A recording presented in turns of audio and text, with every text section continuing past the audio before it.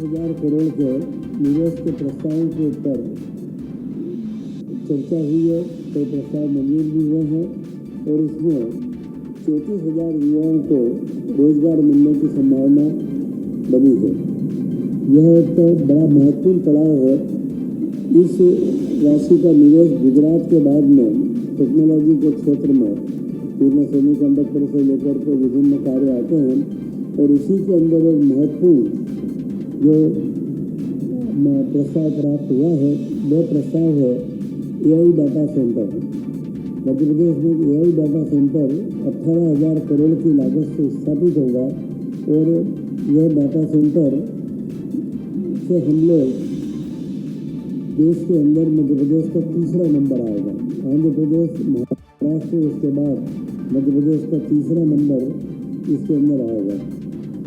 इसमें सेमीकंडक्टर के विशेष क्षेत्र में 10 प्रतिष्ठित संस्थाओं में हमारे यहाँ पर इसमें रुचि बताई है, तो यह एक महत्वपूर्ण उपलब्धि हमारे को प्राप्त हुई है।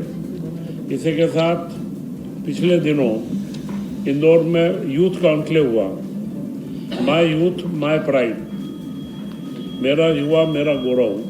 उसमें युवाओं को डिजिटल कंटेंट के जो क्रिएटर हैं और जो इन्फ्लुएंसर हैं उन सबको एकत्र किया गया था। पूरे इंदौर संभाग के क्षेत्र के सभी इन्फ्लुएंसर व क्रिएटर एकत्र हुए थे और उनको डिजिटल कंटेंट अवार्ड प्रदान करने का भी निर्णय लिया गया है। मुख्यमंत्री जी ने बताया है कि 2027 को हम युवा वर्ष के रूप में मनाएंगे। 2025 को हमने उद्योग वर्ष के रूप में, उद्योग और रोजगार के रूप में मनाया। 2026 को अभी हम कृषि वर्ष के रूप में मना रहे हैं, जिसमें कृषि से जुड़े विभिन्न आयामों का काम हम लोग कर रहे हैं। इसी के साथ में मुख्यमंत्री मोहन यादव जी की मंशा है कि 2027 का जो युवा वर्ष हम मनाएं, यह युवा वर्ष मध्य प्रदेश के युवाओं के लिए नई संभावनाओं के अवसर लेकर के आए और इसीलिए उन्होंने सभी मंत्रियों से आग्रह करा है, वह सामान्य जन से भी आग्रह करेंगे कि इसमें जो भी सुझाव हो कि हम युवाओं के लिए क्या कर सकते हैं, वे सारे सुझाव हमें नवंबर-दिसंबर तक प्राप्त हों और उसके हिसाब से हम लोग आगे इसको एक युवा वर्ष को एक सकारात्मक पहल के रूप में आगे ला सकें। वर्षा काल प्रारंभ हो चुका है। इसमें पौधारोपण का कार्य बड़ी गति से, जिस तरीके से जल गंगा संवर्धन अभियान में मध्य प्रदेश ने अपना नाम कमाया है, उसी तरह मुख्यमंत्री की मंशा भी है कि हम इसमें ज़्यादा से ज़्यादा पौधा और वृक्षारोपण हमारे। और कैबिनेट की बैठक खत्म होने के बाद कई अहम फैसलों पर मोहर लग चुकी है। ये बड़ी जानकारी मिल रही है। फैसलों की जानकारी मंत्री शैतन्य कश्यप दे रखे हैं। ये बताया जा रहा है यूसीसी के मसौदे को कैबिनेट ने मंजूरी दे दी है। बड़ी खबर आपको बता रखे हैं। और अगली कैबिनेट को लेकर भी तारीख तय हो चुकी है। जगदीशपुर में अगली कैबिनेट की बैठक होगी। 18 जुलाई को जगदीशपुर में बैठक होने जा रही है।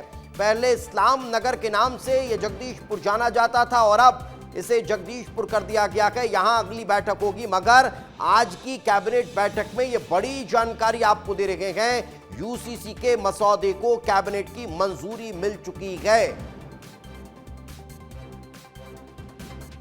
तो कैबिनेट के जो बैठक हुई उसमें बड़ी जानकारी इस वक्त मंत्री दे रहे हैं। जो महत्वपूर्ण है, कुछ निरंतरता के प्रस्ताव हैं। एक सिंचाई परियोजना का निरंतरता का है, वित्त की निरंतरता का है वह, और उसी के साथ जीएसटी के अंदर 2 परिवर्तन किए गए हैं। जीएसटी काउंसिल की अनुशंसा प्राप्त हुई थी और उसमें ये 2 महत्वपूर्ण सुझाव हैं कि जो अपील का अधिकारी है वह जो निर्णय देता है तो उसमें कोई त्रुटि रह जाए या कोई आवश्यकता हो या किसी को लगता है तो एक अपीली बोर्ड बनाया जाएगा और उसी में अपील भी हो सकेगी, क्योंकि यह एक तकनीकी सुगमता का कार्य है।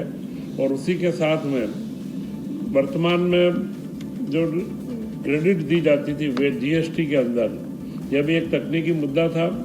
क्रेडिट दी जाती थी परंतु उसमें पूर्व का एग्रीमेंट वो कई चीज़ें मांगी जाती थी।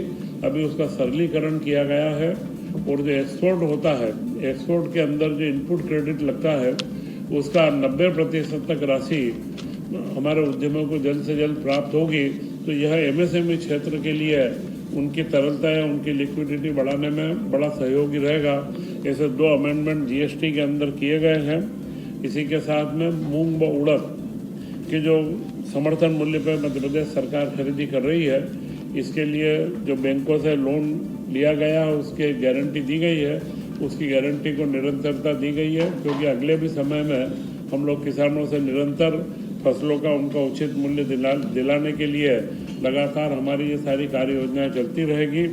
वह एक महत्वपूर्ण निर्णय जो लिया गया है वह है महिला बाल विकास के संदर्भ में।